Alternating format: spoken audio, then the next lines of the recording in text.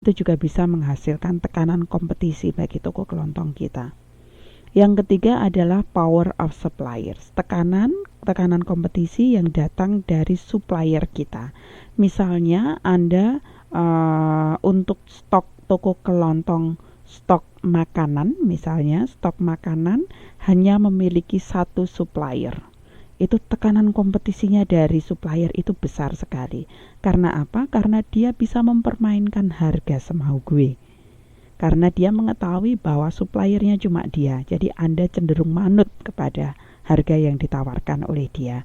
Kalau nggak mau ngambil harga penawaran tersebut, maka dia dengan semena-mena bisa memutuskan kerjasama perdagangan yang sudah kita miliki. Maka kita di sini melihat bahwa kekuatan dari supplier untuk makanan yang masuk ke toko kelontong kita bisa juga menjadi satu sumber kompetisi, satu sumber tantangan bisnis yang ada di dalam bisnis toko kelontong kita. Yang keempat adalah power of customers, kekuatan dari konsumen kita. Kita harus tahu dalam toko kelontong kita konsumen utamanya itu siapa saja. Konsumen utama adalah konsumen yang paling sering beli di toko kita dalam jumlah yang banyak sehingga menghasilkan pendapatan kepada Anda. Kalau ternyata pembeli besarnya hanya 1 dan 2 orang, Anda harus hati-hati karena 1-2 orang tersebut pasti memiliki kekuatan yang besar terhadap berjalannya toko Anda. Ibaratnya Anda harus selalu melayani mereka supaya mau membeli lagi di toko Anda. Mereka memiliki kekuatan yang besar karena ketika mereka memutuskan untuk pindah ke toko yang lain, maka Anda akan mendapatkan kerugian dari aktivitas tersebut. Sehingga akan lebih aman kalau Anda memiliki banyak pembeli dari toko kelontong Anda. Tidak ada pemain-pemain besarnya yang memberikan tekanan kompetisi yang terlalu besar kepada Anda. Dan yang terakhir adalah tekanan kompetisi yang datangnya adalah dari barang-barang substitusi. Misalnya apa? Misalnya Alfamart, atau misalnya di lingkungan Anda tiba-tiba muncul Alfamart. Bentuknya toko kelontong tapi sudah dikelola secara modern. Jadi bukan toko kelontong tradisional seperti yang Anda miliki. Atau substitusi yang lain misalnya toko-toko online. Ini juga harus Anda perhatikan karena sebagai pemilik toko kelontong mungkin Anda menyajikan barang-barang baju sebagai salah satu jualan dari toko Anda.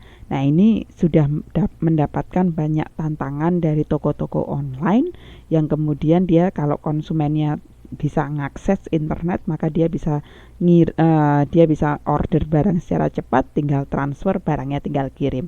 Itu menjadi salah satu tantangan kompetisi yang harus Anda hadapi juga kalau Anda memiliki toko kelontong. Nah, 5 hal ini dinyatakan sebagai 5 sumber tekanan kompetisi yang harus kita hadapi. Pendekatan ini sangat berguna bagi Anda dalam mengatasi berbagai persaingan yang ada di era globalisasi. Anda harus bisa memahami secara jeli sebagai seorang manajer, kita harus bisa memahami secara jeli tekanan kompetisi datangnya dari siapa. Apakah dari pemain-pemain yang sama di dalam bisnis kita saat ini? Apakah dari pemain-pemain pendatang baru yang akan hadir? Apakah dari supplier kita? Ataukah dari konsumen kita, ataukah dari bisnis-bisnis lain yang bisa menjadi substitusi dari bisnis kita atau yang bisa menjadi pengganti dari bisnis kita. Itu dari SWOT dan juga 5 Competition Forces ini kembali saya memberikan informasi kepada Anda bahwa paling tidak ada 2 pendekatan yang bisa kita gunakan untuk memahami persaingan yang ada di lingkungan bisnis kita. Oke, sampai di sini yang punya pertanyaan, monggo silakan bertanya. Saya berharap tidak ngantuk yang ada di situ karena mendengarkan penjelasannya. Kembali diingatkan bahwa jumlah halaman di dalam modul globalisasi ini ada 131 halaman. Diharapkan teman-teman membacanya karena sekuensnya sangat jelas, runtutannya sangat jelas. Berbagai informasi Anda dapatkan dari pengertian dasar globalisasi, sampai kemudian bagaimana cara menghadapi globalisasi tersebut, sampai kemudian bagaimana informasi mengenai berbagai perjanjian perdagangan, kerjasama perdagangan yang bisa dilakukan antar negara. Dan di bagian pendekatan penjelasan dari tutorial ini Anda mendapatkan informasi mengenai dua pendekatan